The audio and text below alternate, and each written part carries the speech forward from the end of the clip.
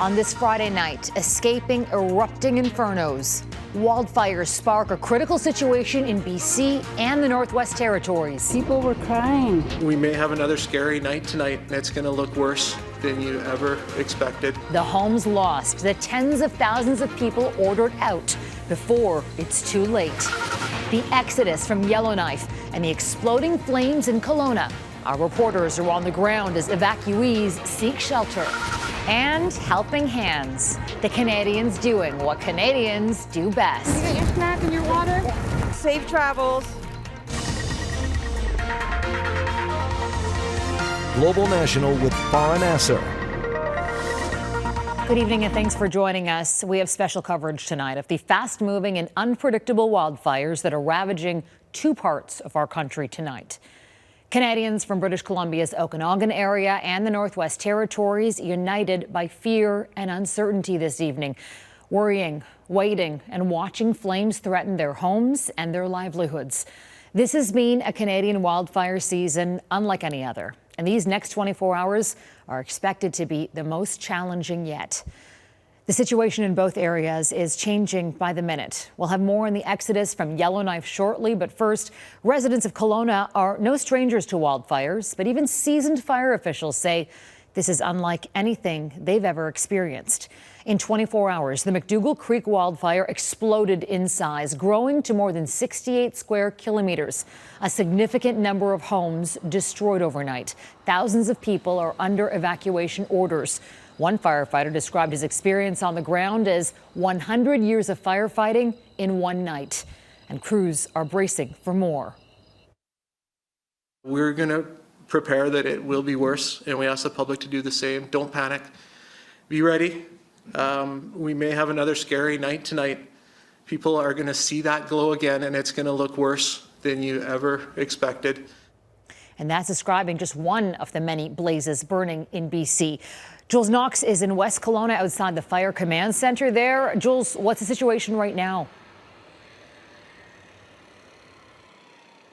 Farah, tactical evacuations are being carried out as we speak. Authorities are going door to door, telling more and more people that they need to leave their homes. Now, to give you an idea of the size of Kelowna and the surrounding area, it's about 200,000 people. The fire spread from West Kelowna across the lake to parts of Kelowna last night, and today it's been pushing north into neighboring lake country. 2,400 properties are on evacuation order in those three communities, with another 4,800 on evacuation alert. The fire chief says last night was his worst nightmare. At one point, emergency responders were trapped because they were rescuing evacuees who hadn't left their homes. Some people had to be rescued from the water because they jumped into the lake to escape the flames. Now, there's no confirmed loss of life at this point, but many homes have burned to the ground. The historic Lake Okanagan Resort has been destroyed. Officials haven't yet confirmed how many homes are lost, but evacuees know their neighborhoods will never be the same. There's 100 homes in Traders Cove, and I just can't imagine. I understand that my house is standing, and I don't know why. How can a little pocket of homes be okay and then the rest of the community incinerated? So difficult for the people there. How is everyone preparing, Jules? Well, it's very grim. It's alarming. The airport has canceled flights so that the firefighting efforts aren't disrupted as they're trying to tackle this blaze. The university has been evacuated. They're expecting worse conditions as we go into tonight here and at many communities throughout BC. All right, Jules Knox in West Kelowna. Thank you for your coverage, Jules. Now, the Okanagan fire was just 64 hectares early this morning, but as I mentioned, it exploded in size over the span of 24 hours. It's actually now over 100 times larger than it was. And here's a look at how things quickly spiraled out of control. The spectacular beauty of Kelowna captured for a brief moment before the weather took a turn. The winds just picked up probably the last 20 minutes. It's very concerning. As the afternoon progressed, the fire advanced steadily closer. It's really all about the ongoing strong winds, and the lack of moisture is really what's helping drive these fires. We knew today was going to be challenging. All of the predictions we expected came true. As night fell, the landscape became more hellish. Trees candling, home after home up in flames. It's all very unreal. As people on the safe side of the Okanagan Lake in Kelowna watched in horror, not knowing what would come next. Across the lake, an amber, and it's 150 feet from me. Around 9:30 p.m., embers made the 2.5-kilometer jump, sparking spot fires just north of Kelowna. It was kind of at a distance across the lake, but now it's right there. Today, as daylight reveals some of the devastation, fire crews remain locked in a fight. The firefight going on right now is as significant today as it was last night. Knowing the danger to this valley of paradise is far from over. And Kelowna is far from alone. Of more than 380 active wildfires in British Columbia, more than 160 are out of control still, and more than a dozen are considered either highly visible or a threat to a community. The Kukupee Creek wildfire south of Lytton claimed a historic Fraser Canyon landmark on Thursday, engulfing a 103-year-old lookout within just minutes.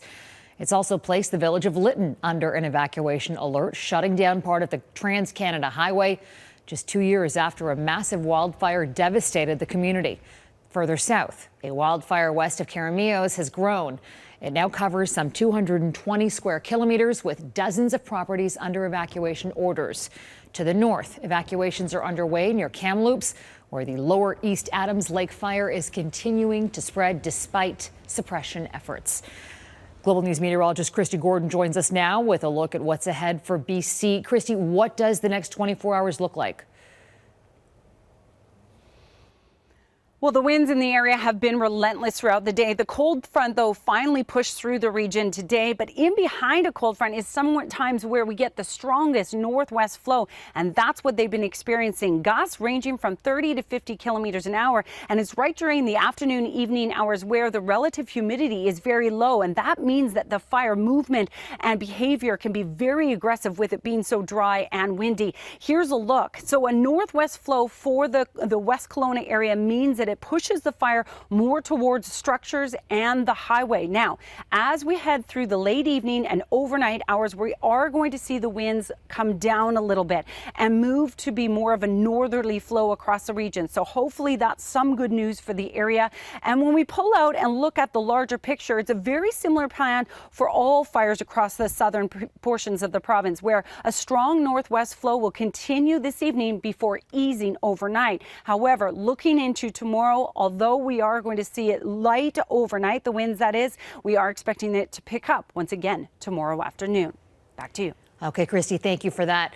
Now, we're going to have more from BC in just a moment, but we want to turn now to the wildfire emergency that's been gripping the Northwest Territories. The deadline has passed for all 22,000 residents of Yellowknife to leave. That's 40% of the territory's total population.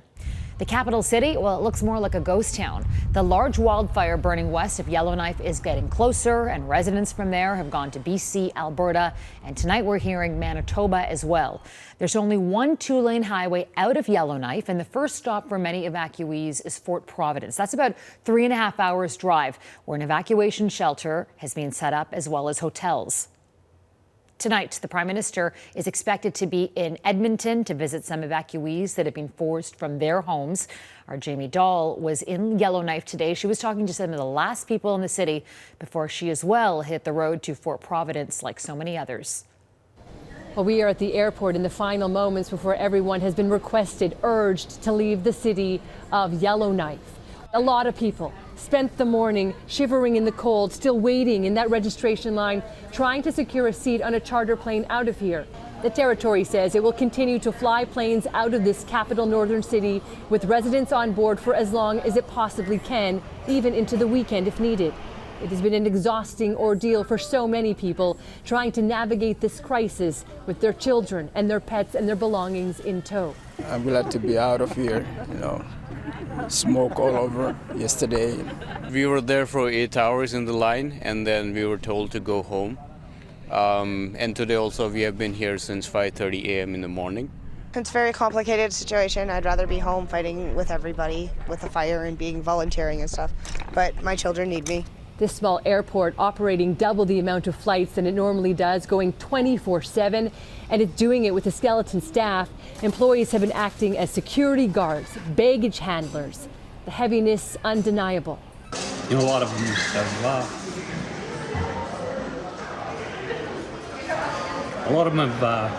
have sent their families ahead or got them out and came back. So there's a lot of dedication and it's amazing that these guys are sticking around and helping out with the effort to get folks out.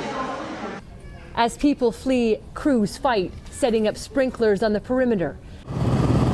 The home team at Buffalo Airways running water bombers with every chance it can get and supporting crews on the ground. Just keeping a steady flow of support equipment for the guys on the ground here. There are people refusing to leave, but the majority of this northern city now sits quiet as we ourselves evacuate. And that's as close to Yellowknife you can get. Charred forests line the highway, but driving south on this last evacuation day is uneventful. The first place to stop is Fort Providence. We find campers hunkered down. There's a gas station. It's close enough that if things did turn around, we could go back. And if we needed to wait for everybody else to go by, we could let them all do their thing. We can camp here. I've got gas and water and food for about a week and a half, 2 weeks still. So we're doing good here. Until we hear a little bit more about what's going on in Yellowknife, and then we'll decide whether we continue south or whether we stay here and wait it out. A quiet moment after a stressful week, taking a breather, waiting for word from home. Jayme Doll, Global News, Fort Providence. 4 hours further south across the border in Alberta, droves of evacuees from Yellowknife are stopping over in the town of High Level, where much needed supplies and an evacuation center has been set up. And that's where we find our Jeff Semple tonight in High Level, Alberta. Jeff. Hi, Farah. That's right. We're in High Level, about 700 kilometers south of Yellowknife, and this has become one of the main evacuation hubs for those fleeing the wildfires in the Northwest Territories. It's a small town of about 4,000 people, but that population has more than doubled seemingly overnight as people have been flooding in here. This curling rink behind me has now been repurposed with more than 200 cots for people to sleep. They're handing out food and clothing inside. Others have been allowed to bring their RVs here, as you can see, and park wherever they want. There are tents set up all throughout this town where people can camp wherever they want, and we've seen ordinary people opening up their homes to provide lodging for complete strangers. And one of those recipients of that generosity in this small community is Tana Brown, who fled her home in Yellowknife, where you were born and raised. Hi, Tana. So I understand you made the journey here, arrived yesterday. What was that journey like for you? It was absolutely surreal. Yeah, born and raised. Just had to pick up and go with my dog, and going through, the smoke and seeing the embers along the side. Blue skies sometimes, but then the smoke came back, and driving away, leaving my house. It was just incredibly surreal and unbelievable. But you had to just go and not worry about it and hope for the best. Yeah, and people like Tana staying incredibly strong here in unbelievably difficult circumstances and are being welcomed with open arms by this community. It's a practiced hand at this. This community has housed people almost 20 times over the last 20 years, 7 of those times coming just this year, Farah. Such kindness and generosity there. Thank you so much. Jeff Semple in High Level, Alberta tonight. Coming up, our continuing coverage of the aggressive wildfire situation in BC. And after the break, I'm going to speak with West Kelowna's fire chief, who just recently saw the blaze from above.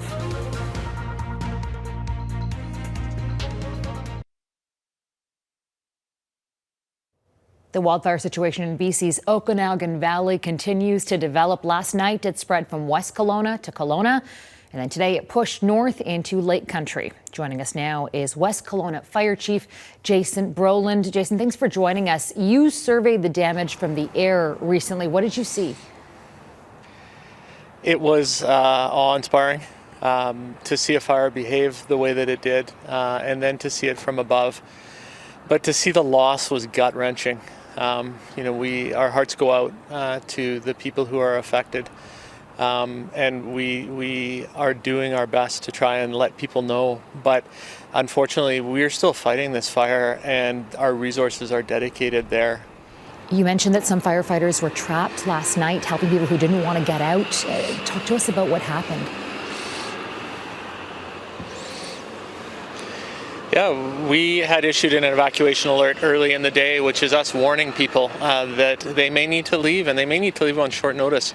And when that evacuation alert turned to an evacuation order, we expected that they would leave. But in some cases, people didn't. In most cases, it was an orderly evacuation, but in some cases, some people didn't until it was too late, and they found themselves trapped after fire had burned across the roadway. And it required the efforts of the BC Wildfire Service and the RCMP to pull these people to safety, driving through the flames in order to get them out. That's my worst nightmare, to hear that people are trapped behind a wall of flames. And we definitely went to work. And it must be your biggest worry for tonight as well. You said tonight's going to be scarier. Paint a picture. What are you expecting? How are you preparing? Yeah, we are hard at it ever since this morning.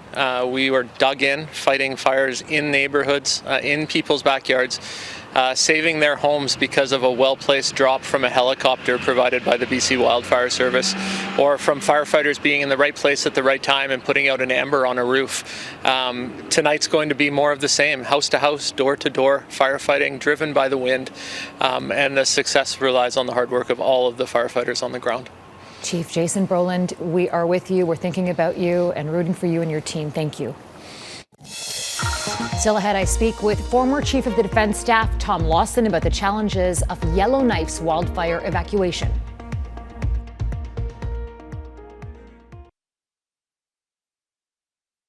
Back to our continuing coverage of the erupting wildfire emergency in Yellowknife. The entire population of the capital of the Northwest Territories, 22,000 people, has been ordered out by road or by air. And I'm joined now by the former Chief of the Defence Staff, Tom Lawson. General, thanks so much for joining us and giving us your expertise, especially on a day like today. Can you first tell me about the complexity of organizing an operation like this? Right. So there are a lot of moving parts, of course, and the problem often is that the agencies involved wouldn't have worked directly together. What we have going in our favor is that similar operations have happened across Canada in recent years, Fort McMurray, Calgary, and the lessons were drawn from that I'm sure the Premier and the other civilian organizations that will be working with the Canadian Armed Forces have learned from and taken the lessons from. The pain points come when those aircraft land for the short amount of time that they'll be in Yellowknife. Are the people there that are expected to come out? Are they all on time? They got everything required to get out. And there will be hitches with that, I'm sure. I understand you have a personal connection to this. Can you tell us about it? Well, my son is one of the Hercules pilots, so very proud that he's part of this operation to get Canadians safely out of Yellowknife. I know that he and his mates from 8 Wing and those from Edmonton and Yellowknife, although they are normally training for other missions, international missions, and training to do these kind of things under combat conditions, keeping Canadians safe is job one. And I know they're all extremely proud to be part of this and to get those people who are right now under threat in Yellowknife to safety further south. And I'm sure you're a very proud dad today as well. Retired General Tom Lawson, thanks so much for your time and your expertise. Pleasure. Thank you for having me. Next, how strangers are stepping up, helping animals impacted by the wildfires.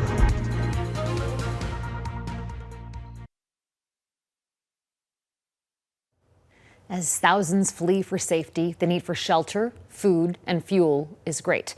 And it's not just people that are in need. Heather Yourex-West has more on the volunteers that have put their own lives on hold in order to help their neighbors to the north. Yeah, team! Woo! Oh, beautiful girls. A moment of celebration after a near sleepless 24 hours. The point was to get those horses out of there. That's all I cared about. That's all everybody who's volunteered to help me when I made the call. By Wednesday morning, the group of central Alberta residents knew the North Country stables near Yellowknife was in trouble. Just 16 kilometers from the fire and without enough trailers to move all the animals to safety. Helpers hit the road. We got up there to Yellowknife and we got there, tears of joy. Everybody's hugging each other. And then the chaos sets in. After loading 22 horses, 5 goats, and an assortment of other animals, the team joined the thousands of drivers on Highway 3 heading out.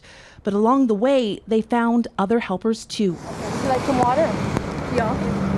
There you go. Thank you very much. A more than 3-hour drive from Yellowknife, Fort Providence is the only fuel stop for hours.